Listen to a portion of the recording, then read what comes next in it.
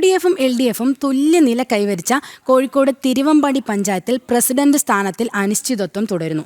കോൺഗ്രസ് ഔദ്യോഗിക സ്ഥാനാർത്ഥിക്കെതിരെ വിമതനായി മത്സരിച്ച ജിതിന്റെ പിന്തുണയിൽ ഭരണത്തിലേറാമെന്നാണ് DCC കണക്കുകൂട്ടുന്നുണ്ടെങ്കിലും പ്രാദേശിക നേതൃത്വത്തിന്റെ എതിർപ്പ് തലവേദനയാകുകയാണ്. അവസരം മുതലെടുക്കാനുള്ള നീക്കത്തിലാണ് CPM പ്രാദേശിക നേതൃത്വം.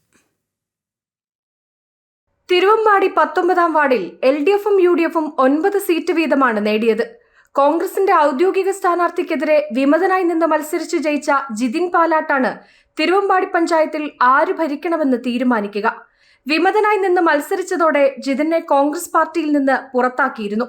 ഇതോടെയാണ് പാർട്ടിയിലേക്ക് തിരിച്ചെടുത്താൽ ഒപ്പം നിൽക്കാമെന്ന നിലപാടുമായി ജിതിൻ മുന്നോട്ട് വന്നത്. അപ്പൊ തിരുവമ്പാടിയുടെ സമഗ്രമായ വികസനത്തിന് വേണ്ടി ഞാൻ ഒരു തീരുമാനം എടുത്ത് എന്റെ മനസ്സിൽ തീരുമാനമുണ്ട്. അപ്പൊ അതിനൊപ്പം പോവുകയാണ്. ഞാൻ എല്ലാവരും ചേർത്ത് പിടിക്കുക. അവിടെ ഇടതെന്നോ വലതെന്നോ ഒന്നുമില്ല. 19 പേരും ഒറ്റക്കെട്ടായി നിന്നുകൊണ്ട് തിരുവമ്പാടിയുടെ വികസനം ആ ലക്ഷ്യം വെച്ചുകൊണ്ട് ഞങ്ങൾ മുമ്പോട്ട് പോകും. വിമതന്റെ പിന്തുണയിൽ ഭരണത്തിലേറാമെന്ന് DCC കണക്കുകൂട്ടുന്നുണ്ടെങ്കിലും പ്രാദേശിക നേതൃത്വത്തിന്റെ എതിർപ്പ് തലവേദനയാവുകയാണ്. കോൺഗ്രസ് തിരിച്ചെടുത്തില്ലെങ്കിൽ ഇടതിന് പിന്തുണ നൽകുമെന്നാണ് കോൺഗ്രസ് വിമത സ്വതന്ത്രൻ ജിതിൻ പാലാടിന്റെ പ്രതികരണം.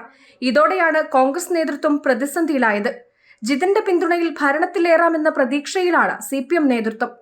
ജനം, കോഴിക്കോട്.